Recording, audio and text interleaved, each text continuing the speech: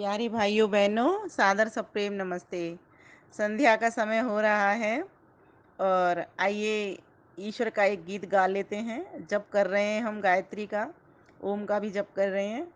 तो आइए मधुर ओम का जप किए जा। बचपन में इस गीत को हम बहुत गाया करते थे, फिर से पुनः याद आइए। आइए चलिए गाते हैं साथ में। मधुर ओम का जप किए जा, मधुर ओम का जप किए जा, तू आधार उसका लिए जा, तू आधार उसका लिए जा। सदा अन्न भूखों को नंगों को कपड़ा, सदा अन्न भूखों को नंगों को कपड़ा, जहाँ तक बने तू दिए जा, जहाँ तक बने तू दिए जा।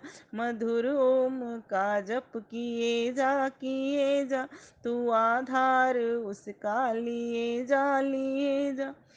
घृणा द्वेष अभिमान से मानवों के, घृणा द्वेष अभिमान से मानवों के, हृदय फट रहे तू सिए जा, हृदय फट रहे तू सिए जा। मधुर ओम का जप किए जा।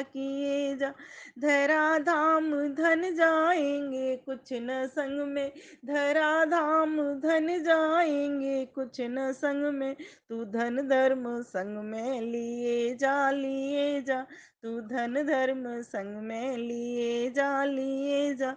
मधुर ओम का जप किए जा, तू आधार उसका लिए जा। प्रस्तुत गीत के भीतर मुख्यतः चार बातें आई हैं। व्यक्ति अगर चाहता है कि मैं उस परमात्मा से जुड़ूं, तो ये चार काम जरूर करे। पहला, मधुर ओम का जप किए जा। सुबह हो या शाम हो, नित्य प्रति परमात्मा का नाम तो उसको स्मरण करना ही करना है। कैसे? तो कहा जप करता चल, उस परमेश्वर को गाता चल, उसको ध्याता चल, उसका ज्ञान विवेक बनाता चल, उसका चिंतन कर, उसका मनन कर। परमात्मा ने तुझे इस संसार में किस लिए भेजा? क्या तू वो काम कर पा रहा है? और दूसरी बात यहाँ पर कही, तू आधार उसका लिए जा। क्या वो परमेश्वर हमारा आधार है नहीं? हमको लेना पड़ेगा। जी बिल्कुल, अनुभव में लाना पड़ेगा कि वो परमेश्वर ही हमारा आधार है, सर्वाधार है, सर्वेश्वर है। तो अनुभूति में लाने के लिए तो उसका जप करना है, उसका चिंतन करना है, उसको मनन में लाना है। और दूसरी बात कही यहाँ पर ईश्वर उपासना के साथ साथ, कि कुछ कर्म ऐसे भी कर कि तू मनुष्य है तो इस मन बुद्धि के द्वारा दूसरों को सहायता पहुंचा सकता है, दूसरों के लिए सहयोगी उपयोगी बन सकता है। तो कहा इसमें, सदा अन्न भूखों को नंगों को कपड़ा, जहां तक बने तू दिए जा। तू जो दान करे तो ऐसी जगह पे दान कर जहां सार्थक हो, जिनको तेरी आवश्यकता हो, और जिस वस्तु की आवश्यकता हो उस तरीके का दान कर। तो कहा, और इस भावना से दान कर कि ईश्वर ने मुझे मन बुद्धि दे करके मनुष्य बना करके संसार में भेजा ही उपकार करने के लिए है, इसीलिए मैं दे रहा हूं, उसकी वस्तु में दे रहा हूं। कभी अभिमान में आकर के नहीं देना, कभी इस दृष्टि से भी नहीं देना कि ले चल पेन मैंने तुझे दिया है। अभिमान भी नहीं करना, एहसान भी नहीं जताना।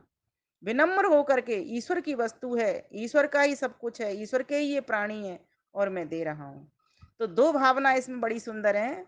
कवि ने इसके भीतर बिल्कुल समझो एक सार सार ले लिया है कि व्यक्ति अगर चाहता है कि मेरा मनुष्य जन्म सफल हो, तो एक तो ईश्वर की उपासना करे, ईश्वर का जप चिंतन करे, भजन करे, ठीक है। और दूसरा काम करे कि जिन लोगों को तुमसे अपेक्षा है, जिनकी तुम सहायता कर सकते हो, लोगों की हो या प्राणियों, अन्य प्राणियों की भी हो, जहां तक तुम सहायता लोगों की पहुंचा सकते हो वहां तक तुम उनका सहयोग करिए, जिस भी तरह का हो सकता है यथाशक्ति करिए सहयोग।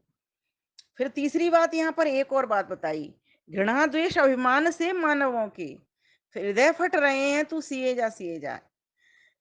आज व्यक्ति द्वेष में, घृणा में, अभिमान में, इन तीनों चीजों में जी रहा है। कोई किसी से को अपने से आगे बढ़ता हुआ देख करके उसे द्वेष कर बैठता है। दूसरी बात अभिमान, वो ये सोचता है मुझसे बड़ा कोई ज्ञानी नहीं, मुझसे बड़ा कोई धनवान नहीं, मुझसे बड़ा कोई शक्तिमान नहीं। तीसरी बात घृणा, मैं सबसे सुंदर हूं, मैं सबसे अच्छा हूं, दूसरे व्यक्तियों से घृणा करता है।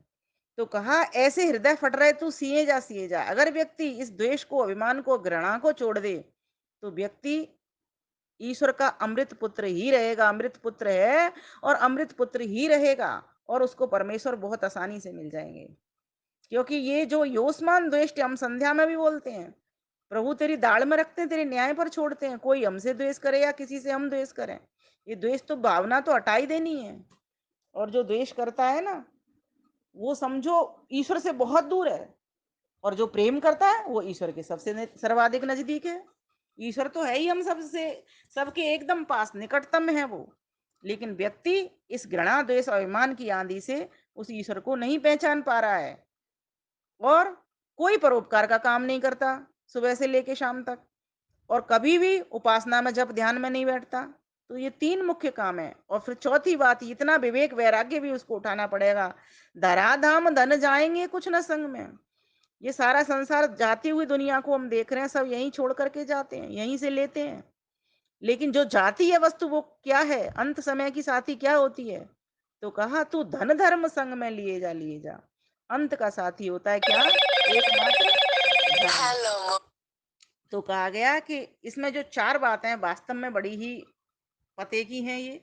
व्यक्ति एक तो उपासना ध्यान करे, दूसरा सब भूखों का, नंगों का सहयोगी बने, तीसरा अपने भीतर सद्गुण धारण करे, घृणा, द्वेष, अभिमान की आंधी को हटा दे, और चौथी बात कही कि थोड़ा सा इतना विवेक कर ले कि ये संसार में जितना भी सामग्री मिली है सिर्फ तेरे अकेले उपभोग के लिए नहीं मिली, त्याग पूर्वक भोग कर। तो ये सब कुछ यहीं रह जाना है, यहीं से तूने पाया, यहीं रह जाना है, बस जाएगा तो तेरे साथ एक धर्म जाएगा। इसीलिए तू अपनी संस्कृति की रक्षा कर, अपनी संस्कृति पर चल, अपनी संस्कृति को बढ़ा। तो हमारी सबकी संस्कृति कौन सी है? सत्य सनातन वैदिक धर्म। एक प्रश्न मेरे पास आया है अंकुर जी से। अंकुर जी लिखते हैं कि संध्या और यज्ञ दोनों आवश्यक हैं, किंतु सबसे अधिक आवश्यक कौन है? तो अंकुर जी को मेरा उत्तर है, ध्यानपूर्वक सुनेंगे अंकुर जी। संध्या भी एक यज्ञ ही है। आपका शायद मुझे लगता है कि यज्ञ से तात्पर्य देव यज्ञ से है, अग्निहोत्र से है, अर्थात हम होम हवन से है। लेकिन आपको पता होना चाहिए कि संध्या भी एक यज्ञ है, जिसका दूसरा नाम ब्रह्म यज्ञ और तीसरा नाम आत्म यज्ञ है, जिसका तात्पर्य है आत्मा को भोजन देना। आत्मा को भोजन, ऐसा भोजन देना, ज्ञान रूपी भोजन देना, ध्यान रूपी भोजन देना, जिससे आत्मा बलवती हो, पुष्ट हो। दूसरी बात, वहीं आपने लिखा यज्ञ, शायद आप अग्निहोत्र अर्थात हवन की बात कर रहे हैं, उसका नाम द्रव्य यज्ञ है। आत्मयज्ञ अर्थात संध्या हो गई, और जो द्रव्य यज्ञ है वो क्या हो गया? वो दैनिक अग्निहोत्र देव यज्ञ हो गया, जो बाह्य अर्थात शरीर और पर्यावरण की शुद्धि हेतु कराए जाने वाला भोजन है। तो एक तो आंतरिक यज्ञ आत्मा का भोजन हो गया, एक बाह्य यज्ञ पर्यावरण के प्रदूषण को रोकने का, पर्यावरण को शुद्ध करने का यज्ञ हो गया। कोई भी प्राणी तब तक जीवित अर्थात पूर्ण स्वस्थ नहीं रह सकता जब तक उसे दोनों जगह से शुद्धता ना मिले, शुद्ध भोजन ना मिले। अतः हम यह नहीं कह सकते कि क्या अधिक आवश्यक है, क्योंकि बिना स्वस्थ शरीर के आत्मा भी सजग व बलवती नहीं रहती। अतः दोनों ही यज्ञ प्राथमिक हैं और आवश्यक हैं। दोनों ही हमको प्राथमिकता से लेने ही चाहिए। जैसे एक शरीर की पूर्णता में मन, बुद्धि, हाथ पैर सबकी अपनी महत्ता है, आवश्यकता है, उसी तरह आत्मा और शरीर दोनों का भोजन नित्य ही आवश्यक है। दो समय यज्ञ और दो समय संध्या हमारा शास्त्रीय विधान है। अतः किसी भी कीमत पर हमको न तो दैनिक यज्ञ को अर्थात देव यज्ञ को, अग्निहोत्र को, होम को, हवन को छोड़ना चाहिए, और न ही ब्रह्म यज्ञ अर्थात आत्म यज्ञ को, अर्थात संध्या को, अर्थात ध्यान को नहीं छोड़ना चाहिए। ब्रह्म मुहूर्त बुद्धि था, ब्रह्म मुहूर्त में उठ करके हमको संध्या करनी चाहिए, और सूर्यास्त उगने पर भी हमको परमेश्वर का ध्यान करना चाहिए, अर्थात संध्या करनी चाहिए। सम्यक ध्यायन्ते संध्या, सम्यक रूपेण, सम्यक प्रकार से ध्यान ईश्वर का करना, अर्थात ज्ञान युक्त ध्यान करना, ईश्वर के गुण कर्म स्वभाव के को देखते हुए उसका चिंतन मनन करते हुए ध्यान करना, ये अति अनिवार्य है। तब जाकर के हम आत्मा को पुष्ट कर पाएंगे। तथा दोनों समय हमको यज्ञ करना भी अनिवार्य है।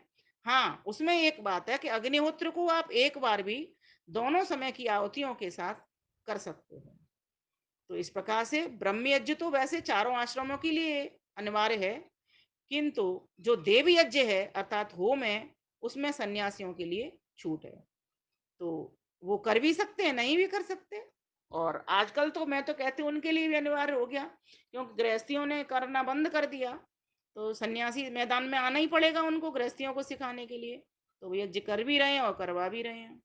तो आज की आवश्यकता है यज्ञ, क्योंकि ये जो प्रदूषण इतना फैला हुआ है, देखिए, शारीरिक, मानसिक, आत्मिक हर प्रकार का प्रदूषण है वो इन यज्ञों से होगा। अब करने दोनों पड़ेंगे।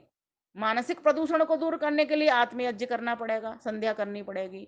और शारीरिक प्रदूषण जो बाहर संसार का जो फैला हुआ पर्यावरण है, उसकी शुद्धि के लिए हमको ये यज्ञ करना ही पड़ेगा, जिसको कि आप दैनिक अग्निहोत्र कहो या होम कहो या हवन कहो। इसलिए मैं तो कहूंगी दोनों की आवश्यकता है, चूंकि आप भी गृहस्थी, मैं भी गृहस्थी, हम दोनों के लिए दोनों ही यज्ञ करने अति आवश्यक है। हाँ, उसमें इतना ही करना है बस कि जो अग्निहोत्र है उसको हम एक बार कर सकते हैं, और दोनों समय की आहुति लगा लें, सायंकाल की भी। और ये हमारी पुस्तकों में दैनिक नित्य यज्ञ विधि जो पुस्तकें हैं, इनमें ऐसा विधान भी है। तो इस प्रकार से हम अपना कल्याण कर सकते हैं और सबका कल्याण कर सकते हैं। यज्ञ का तो अर्थ ही ये होता है परोपकार, जिसमें देव पूजा, संगतिकरण और दान तीनों बातें आ जाती हैं। इसीलिए हमें आत्मयज्ञ और द्रव्य यज्ञ, इन दोनों यज्ञों को प्राथमिकता से लेना है, किसी को भी छोड़ना नहीं है। हाँ, कभी अगर ऐसा हो गया कि अग्निहोत्र आप नहीं कर पाए, कोई सामग्री उपलब्ध न हो सकी, तो मानसिक रूप से भी कर सकते हैं, ऐसा भी हमें विधान मिलता है। तो धन्यवाद, नमस्ते।